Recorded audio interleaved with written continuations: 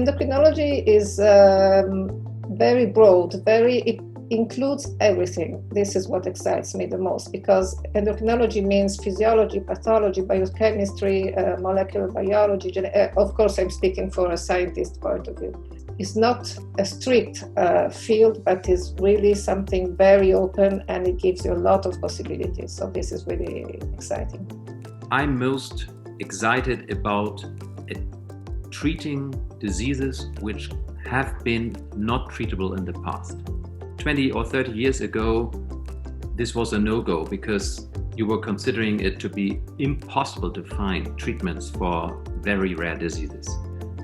But currently, it has become the rule that you find new treatments.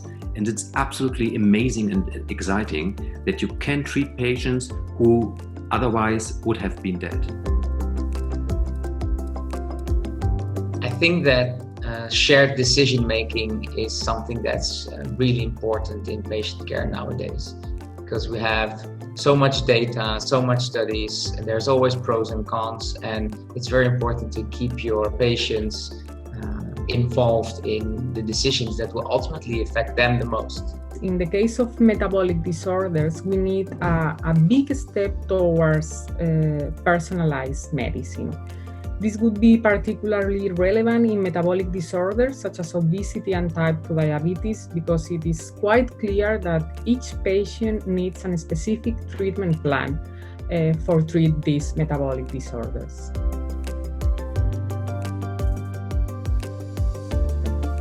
I think there are several new frontiers opening up. So with the advent of gene therapy, that's a really exciting journey we're embarking on.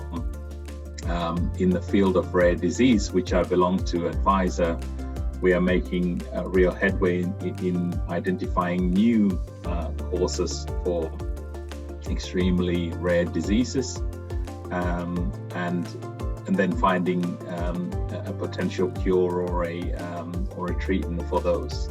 And this is exciting given that you have over 7,000 rare diseases that we could work on. And so really focusing on where the highest medical need is, where patients are, debilitated by the disease, then we can focus on what's really important.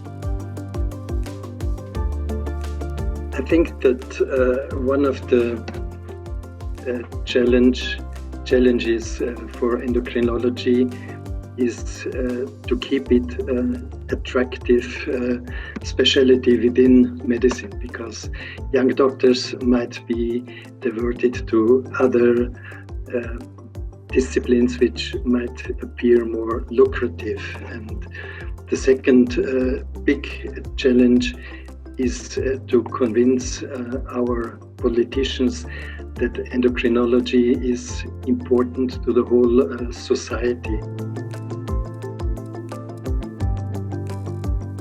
I think it's a great idea for clinicians and researchers to an extent to be very mindful of the fact that a lot of patients won't understand their medical speak. Lay summaries and lay speech is incredibly important. I do some support work in a clinic, and I've come across 2 or more patients in the same year who didn't even know the name of the condition that they had. They wanted children's level information. It's something that as a group we're really, really keen to do, is to make sure that everything is really understandable. Collaboration, trust and partnerships are the most effective ways of addressing the challenges patients living with rare endocrine disorders such as acromegaly are facing. And this is why at Ipsen we have a long-standing commitment working in collaboration with the European Society of Endocrinology to improve patient care. As part of the Industry Partnership Board, we have an open dialogue to identify solutions, explore all the possibilities to improve patient outcomes. I think there's a lot of opportunity to take chances and maybe to pursue more risky fields of research. And I did that a little bit, but I have to admit it's easier to stay on the safe path and go after the science that you know you're going to make progress, but you might not change the world. And so I think we need to do a little bit of both in terms of having the safe project, but also having that high-risk project where maybe you would have made a really important discovery, but you didn't do it.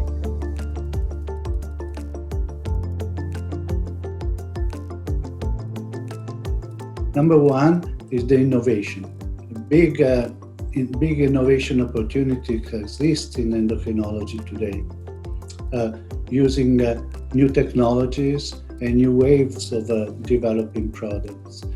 The second is to think instead of a palliative or symptomatic treatment in endocrinology to the real thing, the cure of the disease, by using the hormones that we all have. And the third point is, an aspiration that is more than an aspiration, but is definitely initial target is to give patients and also to that caregiver the opportunity of live their life in control. It's like a family. So when we do get to meet face to face once again, you won't be all alone, and you'll know some people. And so we're very friendly in a big environment like the e-ECE. It's sometimes a bit intimidating, especially if you're at your early career stage. So that's one good reason. Also, you make friends. I've been part of the e-ECE community now for close to, I think, 6 to 7 years, and I've made lifelong friends. It's absolutely amazing. But also we've got a number of initiatives. For instance, the clinical observership program that you can be part of.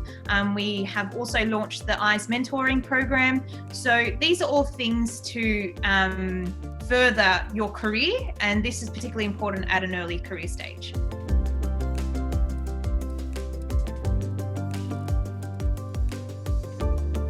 I think the young people are approaching these things completely different from myself. I'm not using the social media, I must confess. But the way, for example, they could really use and how they use social media in their organization, I know they do that. They have various groups on WhatsApp and Flickr or whatever. They could use their daily experience and also their, let's say, ideas to bring them into these networks. Old men cannot really save the world, By putting a great common effort to providing educational program for all career stages and all career background, and all these programs, including European Congress of Endocrinology, are a wonderful opportunity to improve care for patients with endocrine conditions. And this high-quality education will definitely benefit to patients and research development at the end. Endocrinology and diabetology, if you will, is very closely linked to very prevalent conditions such as cardiovascular disease, and endocrinologists have played a major role also from a clinical point of view, so we should continue to interface with the other clinical disciplines.